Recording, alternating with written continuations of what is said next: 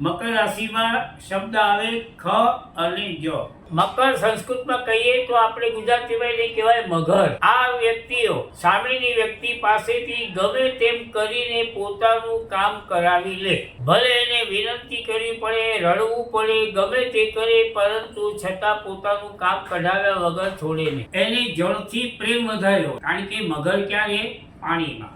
જળથી પ્રેમ વધારે રહે અને ઓછા શોખીન હોય. પોતાની જાત પર ઓછો શોખ કરે અને પોતે જે ધાર્યું હોય એ જ કરે. સાથે સાથે બીજાની સાથે પણ પોતે ગમે તે રીતે ચાલબાજી કરી અને પોતાનું કાર્ય સિદ્ધ કરાવી દે. આ રાશિ જે છે એનો માલિક છે શનિદેવ. એની ચાલ ધીમી હોય પણ મજબૂત હોય. એમ જીવનમાં પણ એ પ્રગતિ કરે, ધીમી ગતિએ કરે પણ મજબૂત કરે, કે ફરી પાછી જલ્દી નીચે ઉતરે નહીં.